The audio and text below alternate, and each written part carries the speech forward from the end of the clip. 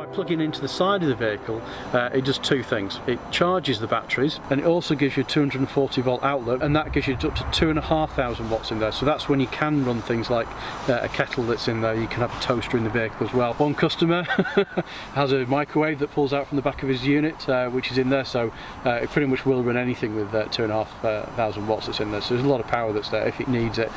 Most campsites are regulated to about 16 amps that they draw from the actual power, or 10 amps, 16 amps, so lots of power that's in there. But essentially that's the only thing that those two things actually do. So your fridge, for example, which on some conversions and some motorhomes might be a three-way fridge, so it'll work on gas, electric, be 12 volts and 240 volts.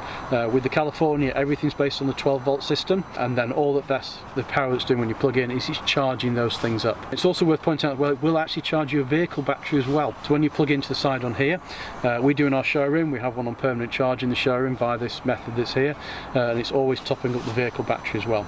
So if you're at home and you're about to go away for a while but you're not going far and your battery's a bit low, you can plug it in at home, and that can charge all your batteries before you go away, and keeps everything nicely topped up.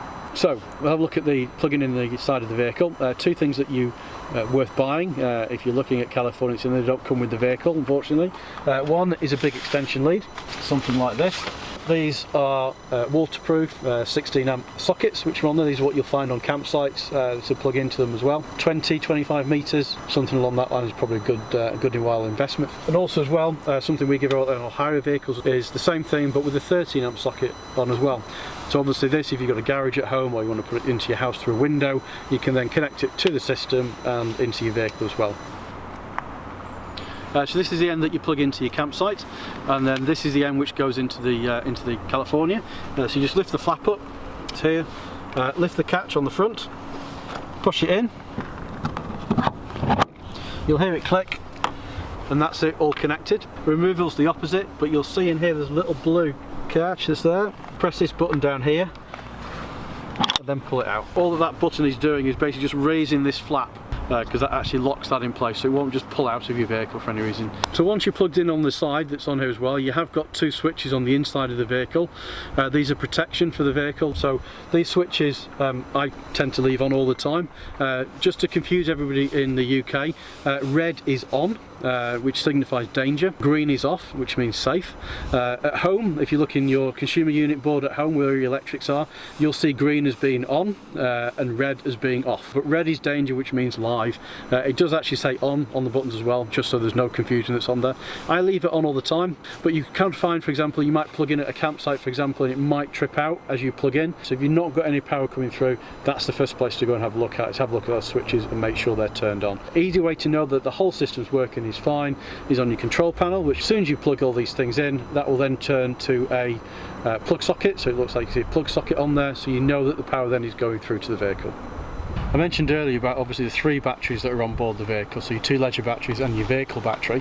On most of these modern vehicles, actually the latest ones that are coming through now, actually they're all leisure batteries, even the one underneath the bonnet is as well. We call it a leisure battery, but obviously it's an AGM battery, which basically means that it can be discharged and recharged without actually damaging the battery. So on things with stop-start technology, that's quite important. As I mentioned, that those batteries, it links through to the car battery. One thing it doesn't do, because people do ask this as well, is anything in the rear of the vehicle will not use the car battery as far as actually taking power from it. So if you're using your roof up and down, your fridge for example, your heating system, it won't use power from your car battery that's under the vehicle, which obviously is going to help you start the vehicle should you need to. But anything from that B pillar forward that I mentioned before does use that battery, so it's quite important to remember that. So if you've got your stereo on, for example, and your battery gets low, it'll come up with battery warning, it'll turn itself off. If you turn it back on again and your battery runs out, obviously you've been warned effectively. But those systems are separate, so that the idea being is if you run all your batteries down, you can still start your vehicle and drive away. A bit of a tip, if you're not going away very far, what you can do is you can charge these batteries up obviously before you go home. As I said, you can plug them in at home the night before. That'll get all your battery levels right up to the top one. So if you're only going half an hour down the road, the vehicle, the alternator is charging these batteries whenever you're driving. So whenever you turn your engine on, that alternator then is going to charge your batteries. If you just stood in a car park with your engine ticking over, it's just not going to charge them very effectively. The vehicle does need to be moving, that's when you get your best charge rates. But if you're going a long distance, your battery's going to be full by the time you get there.